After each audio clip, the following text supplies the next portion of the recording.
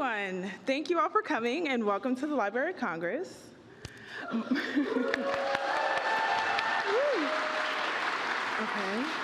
So my name is Kadima Robert, and I'm so excited to have been working with this event with the Literary Initiatives team. We're thrilled that you all are here to listen to Kevin Kwan this evening. He's an award-winning and best-selling writer. He's going to talk about his new novel, Lies and Weddings.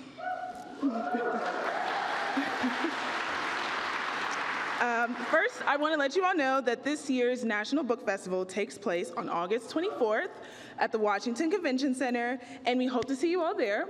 Also, on June 18th, LOC.gov is going to announce all the writers that are going to be appearing at the festival, so please make sure to check it out because you don't want to miss it.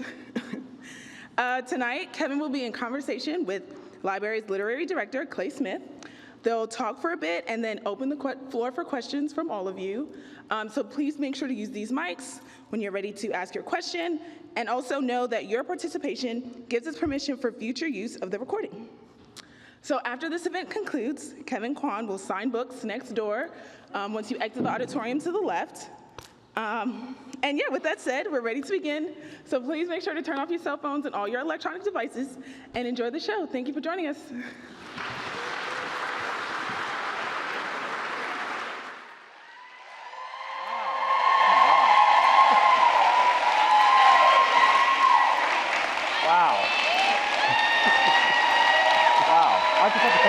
Hold on.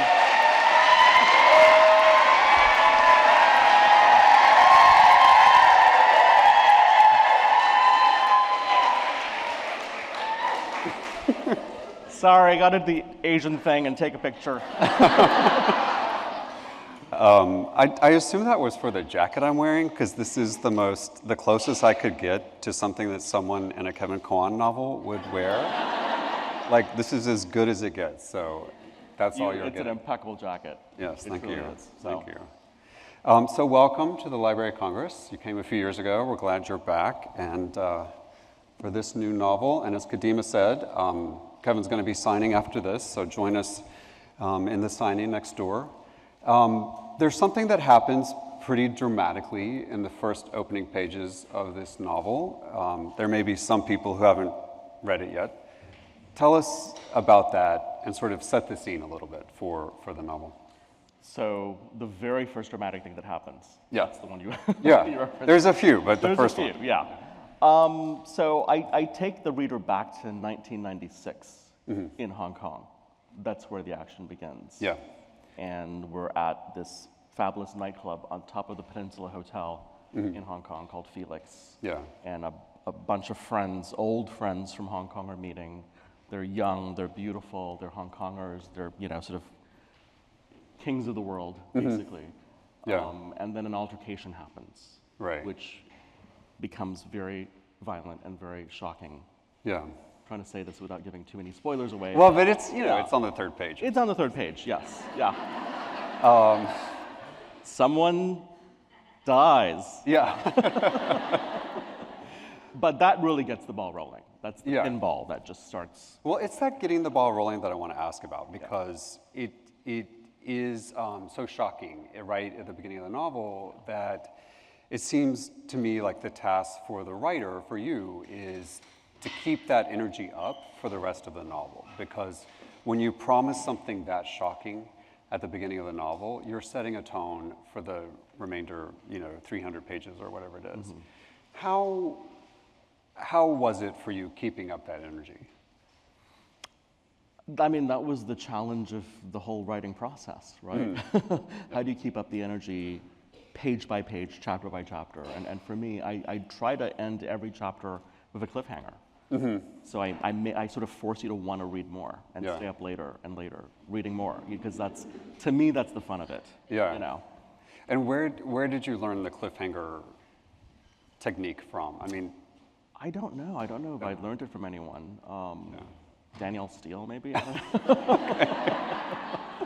But, it's maybe influenced more by even TV, by shows that I watched that were very influential to me, like Lost, for example. If you all remember Lost, it just, you felt like every episode at the end of it, the rug was pulled out from under you.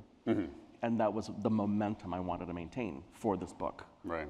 It doesn't happen in every chapter. You know, some chapters you want to feel like it's just a candle that's flickering slowly off. But for the most part, you know, let's keep it going. Yeah.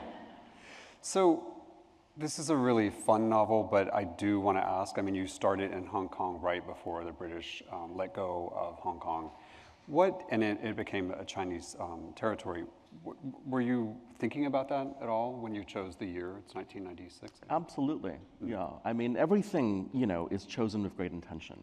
And I think this is my sort of book that sort of upends that colonial legacy.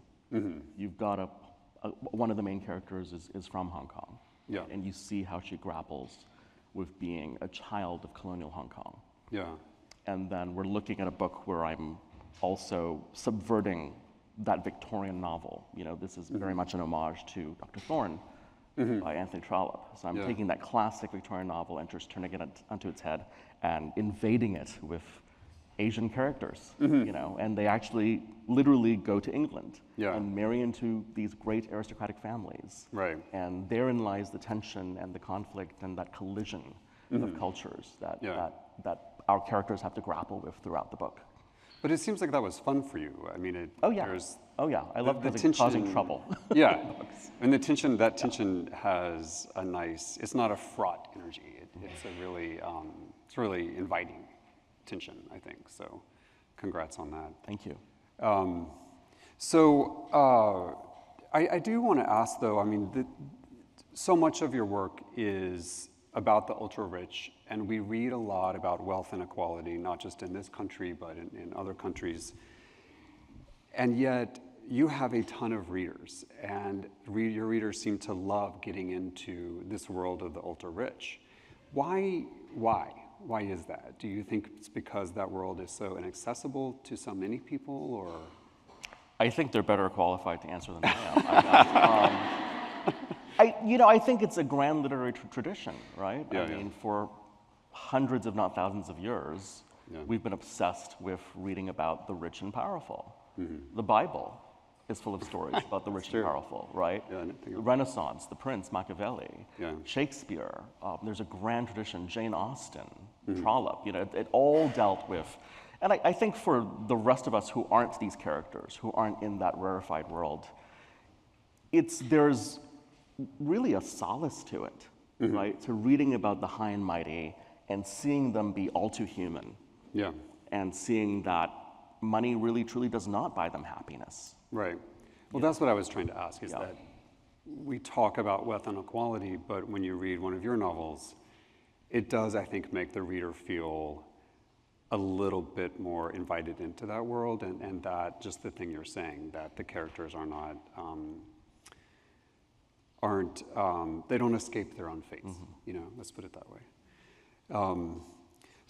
But the other thing that I think readers keep going to you back and back for is your level of detail. Tell us about the research you do, because I think it's pretty astounding and deep. I don't actually do that much research at all. I mean, I go to a lot of the places, not all, but most of the places I write about, I really have to see with my own eyes, so I can map things out and smell the air. That's the research I do. I travel, and I actually go to the hotels and the restaurants. But how, I mean, so let's say if you went to a hotel in Hong Kong, what percentage of the details from that hotel would end up? Like, how many of the details that you observe and maybe take a note of in your notebook, what percentage of those details actually end up in the book? I mean, do you have to observe a lot to just get the best little details that actually end up in the novel? Absolutely. I spend a lot of time just like sort of watching and observing. And then it's always the unexpected details that end up making it in. It's never what I think it's going to be, you know, that I go focusing on. You know, I'll go to Marfa and I'll notice instead of the art, there's like a intern that can't handle the Square app. Right. You know what I mean? When they're like checking you in, and that's what makes it into the book. But I think it's those details that, to me, bring the story alive. Yeah. Right. Does everybody know Marfa in far west Texas? It's a beautiful art town. We're both from Texas, so there is a very poignant moment in this novel that takes place on a kind of dusty road, Highway 90 in far West Texas. Talk to me about West Texas. Like, it is not, I mean, we have so many glamorous settings in this novel: Venice, Hong Kong, London, and then this rural stretch in far West Texas. So talk to me about finding beauty in maybe unexpected places. Yeah, I mean, to me, it's one of the most beautiful places in the world. You know, this lonely, desolate highway where it's so remote. It's this panoramic view of nothingness. And there's something just so beautifully minimal and zen to that landscape to me. Yeah. And then you're driving and driving and driving, and then suddenly you come upon a little Prada boutique in the middle of absolute nowhere, you know, and it's just there. And it's actually my photograph that I took, you know, that's in the book. It's the only way we could use it, right? But that sudden surprise, you know, and I think that's precisely why it's there, right? It's an art project, actually, it's a conceptual art piece, and this whole area has become colonized by artists from around the world. They all decided to come to this one town and create the most fascinating art projects. And so when you go there and you encounter it, I think it changes you fundamentally. Yeah. And it certainly was very pivotal for my characters when they went there. You know, it's a moment of relief, but it's also a moment of revelation. Yeah. But also for your reader, I mean, because your reader is probably going to your novels for the glamorous places that you would expect that we just mentioned, and then here pops in this lonely little highway. And It's like the palate cleanser, Yeah. right? Because it happens after Beverly Hills, right? Which is Right. just this orgy of excess, right? And you're in that world of what happens in Beverly Hills, and then this is like the nice sorbet before we get to the next course, Right. you know?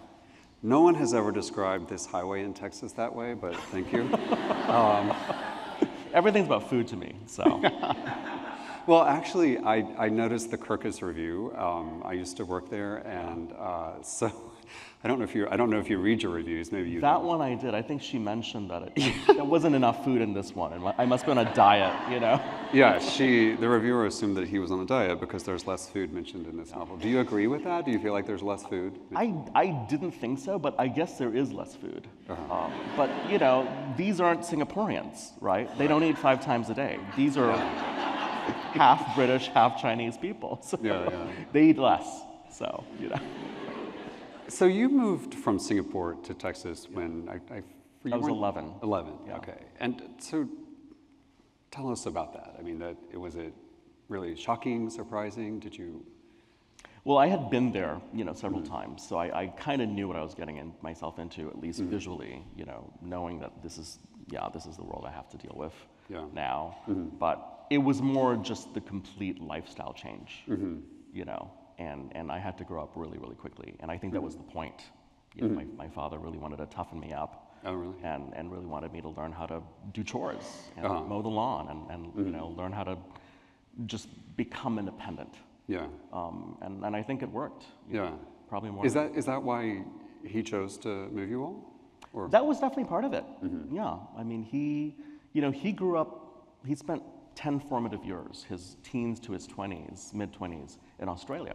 You know, and he worked at a ranch in the outback every summer, and he loved that Western lifestyle. And so I think he wanted to replicate it for us. You know, very outdoors, very nature-based, very down to earth. Like, he had no interest in Singapore high society. You know, he came from that world, and he didn't feel like he was part of it. Right, it was boring to him. Right. And he wanted just to have his SUV and 600 channels of cable. That was his dream, you know.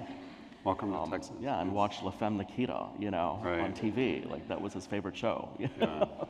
So. But that's affected your writing life because you write about the Singaporean ultra glamorous rich, and you were sort of taken out of that world. And you said in the very interesting profile in the New York Times a few weeks ago that sort of helped launch this book that you feel a little bit like an outsider looking in. And but you've had so much success. So, I mean, do you still feel like someone on the outside looking in? Completely. Completely. I still feel like, well, it depends what world you're looking at, right? Because I feel like I've always sort of straddled so many different worlds, but I'm never like kind of a citizen of one of them, Yeah. right? Yeah. So like I'm not really part of the literary world. I'm not really part of Hollywood. I'm not part of Singapore society. I'm not part of Houston society. Yeah. Which is fine with me. You know what I mean? Like I like being an outsider. Well, I mean, that you're that right. allows you Yeah. that distance to really kind of enjoy the carnival for what it is. Yeah. I mean, because each of those high societies that you're talking about, it strikes me that you could join one of those and be exclusive member of any one of those if you really Maybe, wanted to. yeah. But the role of a writer is to sort of stand aside Yeah. a little bit, and that can be really difficult. But it's also necessary for the work because that's what allows you to sort of bring in these details that I'm talking about. Yeah, I think so. One thing that I admire about this novel are the voices. There's so many different voices, and there's of course third, omniscient third. Does everybody remember their high school English class and your narrators? So there's omniscient third. There is the voice of the footnotes, and there are sort of these. Not a Greek chorus, but commentators, let's say that, bystanders who observe things. It seems like it was really fun for you to work on all these different voices, but I want to ask if that's true and how you came up with these ideas for the multi-vocal aspect of this novel. I think there's just always so many voices in my head, and this is where I let them out to play. So I do have an immense time. A fun time, really like giving voice to these characters, and the different footnotes and the various different narrators that permeate the book. That's what makes it interesting for me. Is it hard to corral those voices, though? I mean, are there? No. Oh well, no. To corral them, absolutely, because they want to run wild. Yeah. Right. I have to rein them in a lot of times. Yeah. Because I could just, easily every character could be their own novel. Yeah. But I have to focus them in service of the plot. Yeah, that's hard. Yeah, but I would be happy to do spin-offs. Yeah. And oftentimes it's the very minor characters that sort of fascinate me. Like I'd love to do a book on one of the footmen, in the book, or the girl that works at the cafe. You know? Well, there's some representatives of your publisher here. We could ask them right now if you'd be allowed to, Probably not. I think I know that answer. One of the things about, let's turn from like these minor characters you're mentioning to the major ones. You have returned to characters over your career. During the intervening time between publishing novels, you change, we all change, but your characters change too. And I wonder what it is like for you returning to characters and when you sort of pick them back up. I mean, you had mentioned in the Times piece about having some writer's block and I think going to Hawaii. So I want to ask you about that. But what is it? Is it easy for you to pick a character back up after some time away? No.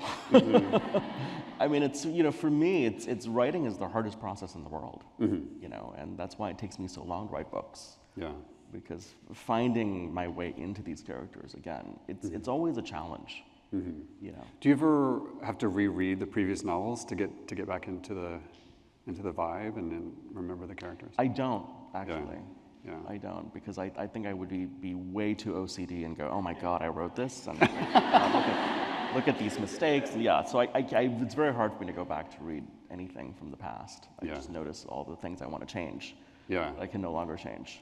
I think most writers. But which is why this is not a trilogy. I mean, this is a conceptual trilogy, but it's a standalone story. Right. Somebody could just pick it up. Exactly. Start. Yeah, but you'll see, like some characters from the past make little cameos. Do you, when you bring the character back, do you remember, oh, this one aspect of this character's personality is so annoying, and I don't want to write about this person. The annoying people are the most fun to write. They truly Yeah. are for me. Those are the chapters that write themselves. Yeah. Really, it's the nice, virtuous people that I have a really tough time.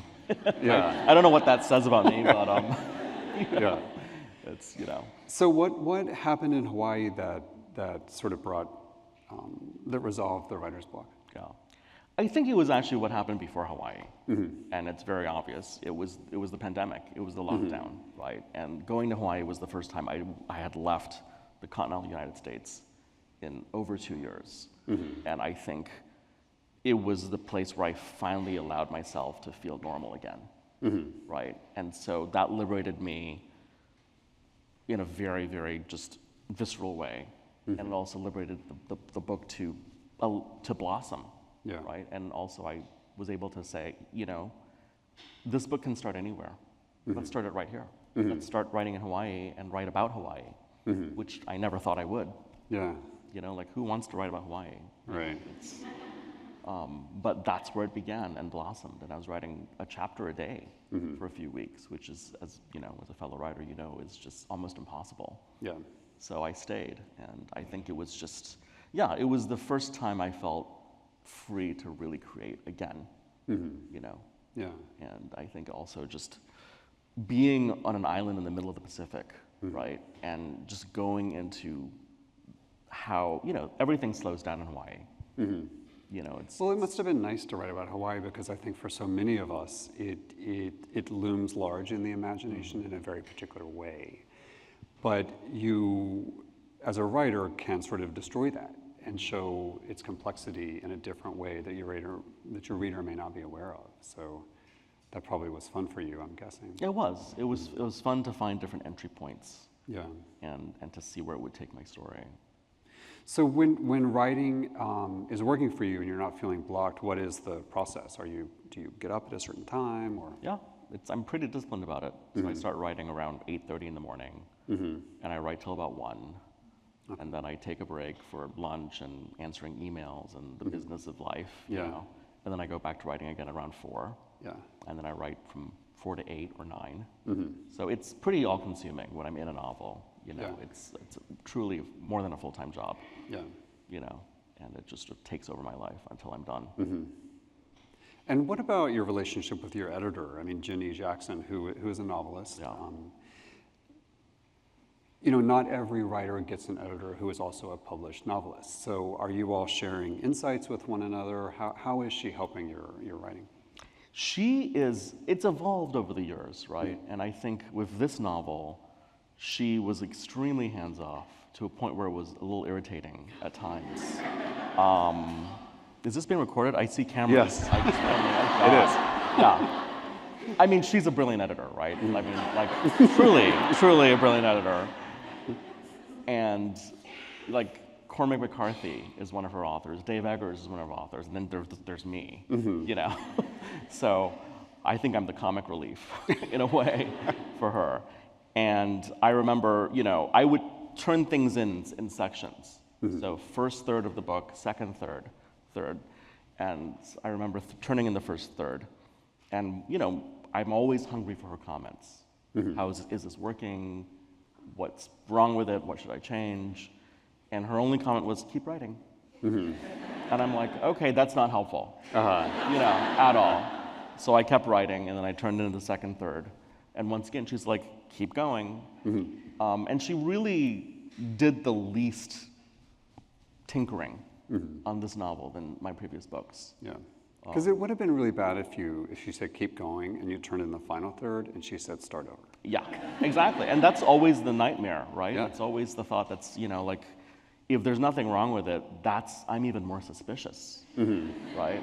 But she really felt like there was so little she needed to do with this book, which surprised the hell out of me, because I felt like it was just a mad jumble. Yeah. Yeah. So do you feel like more of your voice is in this than the previous work, maybe? Or? I think so. I think, the voice has evolved, and I think the voice is maybe more comfortable. And also, I really allowed myself to just sort of really experiment a little more on the page. And so far, so good. I Yeah. haven't heard that many criticisms. Yeah. So we'll see. Yeah. And it's on the bestseller list right now. So with the success of Crazy Rich Asians, the novel and your other novels, and then of course the film became, a huge blockbuster. You are really someone who spurred this idea, really the fact that an all Asian cast of characters in a novel or on screen is not only really enticing to viewers and to readers, but makes money. And I wondered if, because of all of that success, as sort of being a standard bearer in that context, do you feel the weight of expectation on your work after Crazy Rich Asians that you must always be representing? And maybe that doesn't feel like expectation to you at all. Maybe you're really proud to do that. It's a bit of both, right? I am very proud to do what I do, and I think I'm doing what comes naturally to me, right? And so I write about the world I know. I write about characters I know, and I happen to be Asian. So, most of my characters will tend to be Asian because of that. Yeah. But I think the success has actually, in many ways, freed me up to venture off into different territory, right? With these books, there's a new series starting with Sex and Vanity. My last book is about Asians outside of Asia. Yeah. It's about biracial Asians. It's about Asians living in England and New York, and the next one is going to be about Asians in France. Okay. So that, having that success, I think, gives me a little more license to play in a way, and hopefully my readers will come along for the ride. Yeah. Right. Well, they have. I mean, clearly they have. So I don't think you have to worry about that. One of the things that you do so well that I think a lot of literary writers don't do is that you are very good at sort of taking care of your readers. You drop these little hints and teasers on your social media. And I wanted to ask you about that because it seems like it takes time. It also seems like it might be really fun. Most of the writers I know don't do that. Why do you do that? I actually don't think I do enough. I'm always being scolded by certain people that I need to post more, and Instagram for me comes naturally because I'm also a photographer. So I love taking pictures. I love capturing the world around me. Yeah. And so that's my cheat of, I'll post, but I'll post a picture I want to take of this noodle dish or something like that. So I don't feel like I actually am meeting the standards of what the publisher wants me to do. Well, compared to most writers, you're doing really Okay, well. great, great. Yeah. What was the question? Well, why do you do that at all? Why do you drop these hints and teasers and you're in a relationship with your readers in the pages of the novel, like any writer would Truly, be. But it's on social media, you take it a step further, and I'm wondering why. Writing is such a lonely sport, right? Like for 2 years, I'm in the corner of my room just pounding, on a keyboard. Or in Hawaii. Yeah. But still, you're alone, you're writing, and I love interacting with my readers. It's the only chance I get, and so on social media, that's where we have that exchange, and I've actually made amazing friends through that. Yeah. And I think I have the best readers in the world. They tend to be very cool people with great food recommendations wherever I go, right? So it's I love that exchange. Yeah. Really, and I strive to give readers what they want. Yeah. Right, in the books. So you want that sort of feedback. Yeah. In a way. We're going to be doing a big panel at the National Book Festival in August about the ways in which big tech sort of has influence over our lives. But let it be known that I also understand that we can have a positive relationship with tech and social media. So I can't tell you yet who's going to be at the National Book Festival. Yeah. So I won't say anything more about that. So last question for me. We're near the end of your tour. This is actually the last stop. Okay, we're at the very end of the tour. Yay. No, I'm sorry, LA, but LA's home. So, Yeah. this is the last traveling stop. And then we'll open up to questions from you all. So, and as Kadima said, we've got the mics here in the aisle. So just approach those if you'd like to ask Kevin a question. Have you gotten one question more than any other as you've gone on your tour for this book? Oh yeah, everyone wants to know when the sequel is going to come out. Okay. Yeah.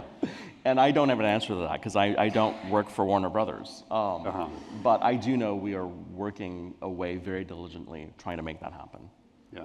So, Good. you know. Very good. Okay, so let's hear from you all. Anybody have a question for us? Want to approach the mics? Until we get somebody, how involved are you in the script writing and the screenplay and? I'm not involved in the scripts at all. Okay. You know, I'm a producer, so I'm involved in helping to choose the writers, right? But once they take over, I'm very, very. It's their project, and I Yeah. really want to give them the latitude. Yeah. Some novelists feel like it's their idea, their story, and they want Yeah, to own everything. totally, and I totally respect And then that. some writers give Yeah. the total latitude to Yeah. hand it off. Okay. Hello. Hi, how are you? Hi. Good. Good. Just asking for this book and Sex and Vanity. You've been writing more biracial and like half Asian stories. Where do you exactly like source that and all like the emotional stuff, either from your parents or from yourself, of like the self-loathing and stuff like that, or like you don't fit into one world or the other? So that comes from, I have a lot of cousins who are, you know, half Chinese and friends as well. And so it's something I've observed all my life, but more recently also, you know, as the world keeps changing, as people keep moving, as Asians become more integrated in societies in the West, it's sort of fascinating to see how that has changed and how, you know, also it's every biracial person has a very distinct different experience. And I think it's so much affected by where they're living, how their parents raised them, their experience in school. And so I wanted to give voice to that. And so I spent a lot of time talking to my friends, to my family, to different people to really kind of hopefully give us authentic portrait to that. I think you definitely did that. Thank Thank you. you. Thanks so much. You've got the shy side over here. Like, Yeah. Hi, Kevin. My question is a bit more trivial than that one, but can you tell us about your relationship with fashion? I feel like with your books, I cry, I laugh, but I also learn a lot about fashion, trends, brands. Yeah. How did that start? So that really started with the Crazy Rich Asians series, you know, where I was really satirizing this world. And I would find that whenever I went to Asia, that was the only time people were asking me, oh, what are you wearing? Like, who made your watch? And what's your... People were obsessed with brands in a very just naturally invasive way that they weren't in America. Like, no one cared what I wore in the US, you know, but in Hong Kong, it was just nonstop. And so I wanted to sort of parody that in the first book. And it seemed to really work because my editor, Jenny, would be like, okay, more fashion in the next book, you know. So I want to give the readers more of a fashion right. But yeah, I enjoy it, you know, personally, and having a design background and enjoying looking at the fashion world, it's fun, but you know, it's not my world, ultimately. We love it, so keep Yeah. going. See, good. So I'll keep giving you the fashion. Thank you. okay, over here. Hello. Me and my cousin both read Lies and Weddings, and we really enjoyed all of the reality TV shout-outs, and we loved that Captain Lee was driving the yacht. Are you a big Below Deck fan? I'm a huge Below Deck fan. Yeah, it's the only reality show I watch. Yeah, because of Captain Lee, Yep. who is now retired. But yeah, thank you. Okay. Hello. So my question is, with all of the intricate details in all of your novels, especially the Crazy Rich Asian series and now with the new novel, what would you say has been the most challenging part of the creative process in bringing this to life? You're speaking specifically to the adapting them to movies and all that? Yes. Every single thing. You know, it's, you know, think about it. It's been 5 years and we're still trying to make a sequel, right? So I think there just is so much institutional inertia towards projects that showcase diversity in Hollywood, right? There truly is, and there's only a handful of movies or TV shows get made. You can name them all on one hand that have Asian casts or even a few Asian people in them, you know. And that, I'm really trying to be part of that change. Thank you. So, thank you. Okay. Hi, Kevin. My name is Jenny. I'm here with my younger sister today. We have read all of your books, and Thank thank you you. so much for uplifting the AAPI community during a time when it's been a difficult past few years. So my question to you is, how do you, as an author, or that person who's seeing into the minds of your characters, navigate the tension between assimilation, which is something that immigrant families, often the first generation, are seeking, adopting fluency in the new language, the culture, but then balancing that desire to assimilate, which is seen as a marker of success, against authenticity. So embracing and owning what makes you different, even if those are the things that kind of expose you to prejudice or discrimination. And where have you arrived in that journey yourself? Wow, that's an hour-long conversation. That really is, yeah. I think it's both a blessing and a curse, right? Even the word assimilation means to sort of, in many ways, bury what is culturally authentic to you.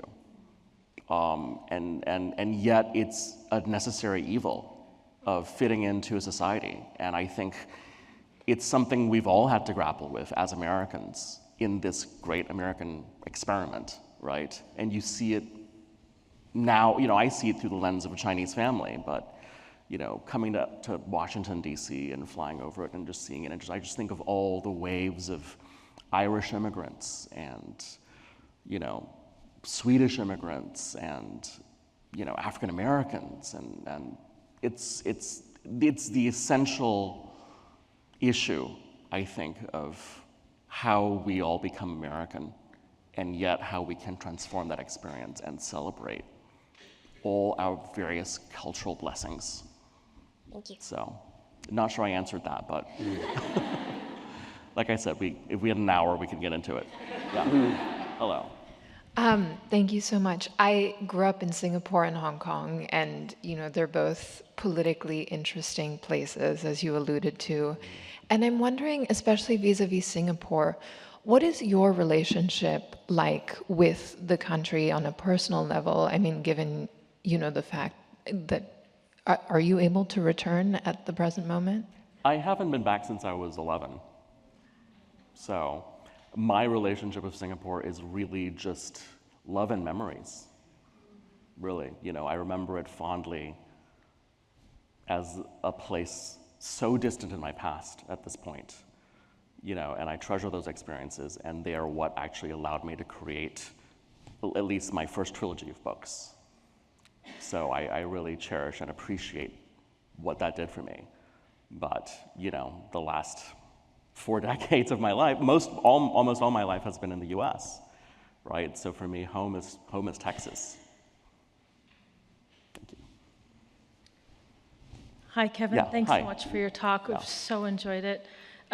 You write a lot about luxury and the world of luxury and what the people, what brands and high-end kind of experiences. I was wondering if you could comment on what luxury means to you, and has it changed over the course of all of your success? Now, do other things matter more? Certainly, that's a great question. I think especially, I started writing these books 13 years ago, maybe, like the first book came out in 2013. And then I think we were all so captivated by big brands, big luxury brands. And I think the world has really evolved. And even the luxury consumer now is looking for something much more authentic and much more experience-based, and not necessarily something that's bling-bling, right? And so for me, that shift, you see it in my books now, where the brands are much more about artisanal craftsmanship, things that really have meaning, things that really are rooted in place, that are authentic to place, versus, the big obvious brands that you can see now everywhere, because luxury's become mainstream in a way. And when it does become that mainstream, you sort of, is it really still luxury, right? So it's been an interesting journey to see how that's evolved. And as for me, I've never worn name brands. Like I just feel like if I'm gonna put a logo on me, they need to be paying me to doing that. So, even when I was in high school, I was like, those Ralph Lauren shirts, like, it just makes no sense to me. So I've always had a very ambivalent relationship with luxury in that way. Thank you. Thanks. Okay. Hi, thank you so much for speaking. It's been really great to hear you. So I'm wondering if you ever, when you're trying to write Asian American and Chinese American stories, if you ever find yourself falling into the same rhythms. Because as a Chinese American college student, when I go to cultural events and I see student films, they tend to follow the same themes. And I get a little tired of them, even though I live them too. So I'm wondering if you ever feel that. I don't personally, because I feel like my experience was so vastly strange and different from most other people's experience, assimilating into the American culture, moving here. My story is so different than most people that if I were to write it, it would be very, very strange. So I don't have that issue, but in writing my books and in meeting people, I've certainly learned a lot about that experience through the eyes of my readers and people I've gotten to know. So it's been very enlightening. Thank you. Hi, my name is Jessica. I kind of have a three-part question. I'm here with 4 of my friends who are AAPI mental health professionals. And I know in your books that you do talk about a lot of kind of the drama and trauma from the older generation to the current generation. Do you feel that, like, I guess you don't do research, but through your conversations with your friends and maybe even your readers, do you feel like that's something that really resonates with your readers? My second part of it is because you're doing a lot of work with the your characters AAPI, the movie Crazy Rich Asians was all AAPI cast. How has your life changed because you've been kind of the representative or one of them for the AAPI community? And then last question is, how can we help you make sure that a sequel does happen? Thank you. So the first question is something I do explore in all my books, which is generational trauma. And it's something I'm personally interested in because I see it sort of reflected all around me, right? I think it's in every culture, but I think especially in the Chinese and Asian culture, there's centuries of trauma that gets passed down that you're not even aware of, why so many of us, myself included, are so cheap, right?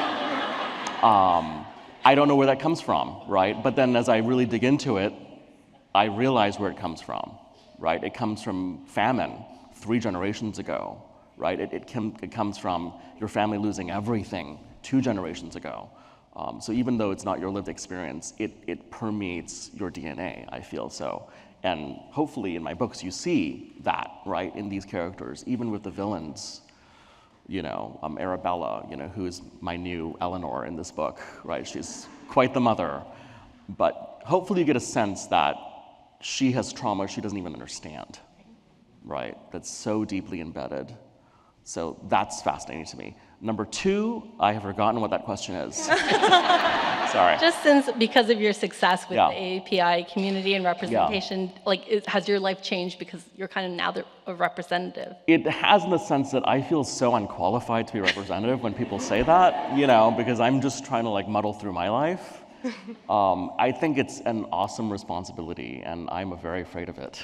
So, I just try to do what I can, right? I write my books, and hopefully that promotes more understanding and harmony. And that's all I can do, right? And then with the movies, truly, I think it begins with supporting other AAPI projects, right? Because ultimately, Hollywood just wants to make money. Right, so if you see the films, the indie films, the TV projects, the artwork, the dance projects, if you support other AAPI artists and their books and whatever, it begins there, right? And it shows that people want this, and Hollywood just wants to give people what they want, as long as they're paying. So, yeah. And then I always say, go badger the people. When's the sequel coming? I feel like more people ask me that, and they don't ask Warner Brothers that. Yeah. Thank you. I think we've got time for one more question. And for those of you who didn't get your questions asked, just a little reminder that Kevin is going to be signing right after this. You can ask me questions then. Yeah, so join him there and encourage you to join us at the signing. Let's have the last question. No pressure. Yeah. Howdy, Kevin. I'm a huge fan of your books. And so the way you include setting in your novels is such a way for readers to have a sense of escapism and step into this limelight of glamour that maybe we won't have a chance to in our lives, or maybe we will, who knows, right? But so as a Texas native myself, I am curious if you would ever want to have a Texas location in one of your novels soon, and where would you have it other than Houston? And so that's my question. Well, it's in the book. There's quite a few Texas locations in this book, and I think in future books I might go deeper into that territory. We'll see, you know. Where would you go deeper, though? Amarillo is a fascinating city to me. Nice. Okay, cool. You know, but there's so much. Austin has become this strangely hybrid city, you know. So yeah, there's a lot to go deep. Kevin Kwan, the new Larry McMurtry. Oh gosh. Let's thank Kevin for being here. Thank you so much, Kevin. Thank you.